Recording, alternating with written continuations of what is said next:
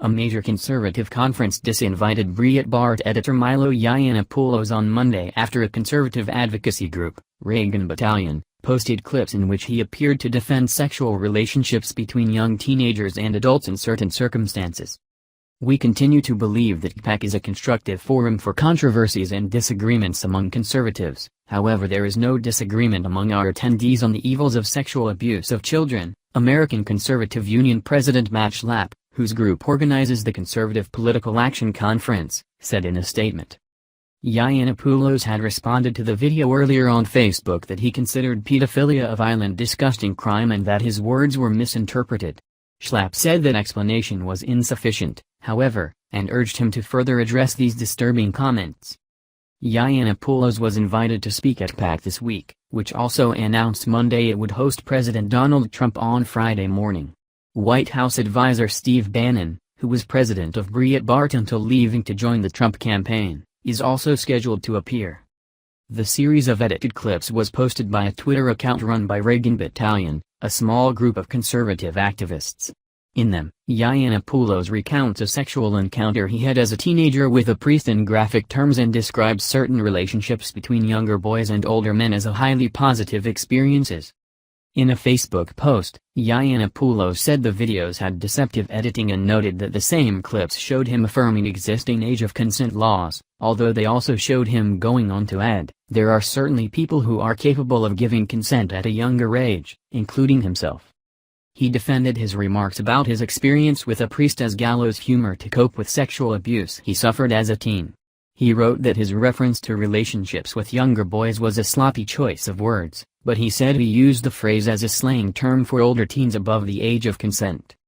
"I am certainly guilty of imprecise language, which I regret," he said in a second follow-up statement on Monday. "Anyone who suggests I turn a blind eye to illegal activity or to the abuse of minors is unequivocally wrong. I am implacably opposed to the normalization of pedophilia and I will continue to report and speak accordingly." Yiannopoulos also confirmed on Facebook that, as first reported by Publishers Weekly, Simon & Schuster has canceled his planned book, Dangerous, in response to the controversy. The clips prompted a wave of outrage, much of it from conservative commentators. They included at least one Republican operative affiliated with the American Conservative Union, which hosts CPAC. "While I'm all for free speech, there is such a thing as vile, hateful speech that does not deserve a platform," Ned Runn, who sits on the ACU's board, tweeted. A notorious internet troll who was banned from Twitter for allegedly inciting abuse campaigns, Yiannopoulos was already a controversial choice for CPAC.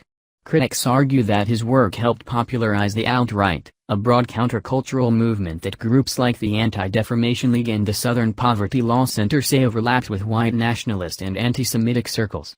Yiannopoulos has said he does not identify with its racist elements or adopt the alt-right label himself. He made news recently after violent protests at the University of California, Berkeley forced the school to cancel a speaking appearance. Schlapp, the CPAC organizer, framed his appearance in part as a defense of free speech in response to the incident.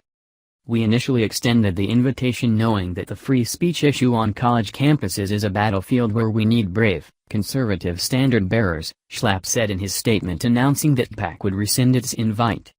The founder of Reagan Battalion, who asked not to be identified for fear that he might be targeted by fans of Yiannopoulos, told NBC News on Sunday night that the clips were passed on by readers upset over the news of his invitation. He said he considered Yiannopoulos outrageous and worried that he would delegitimize the other speakers at the event. "It's sadly the mainstream view now, if you hate liberals, you're my friend," he said. "It's dangerous and wrong.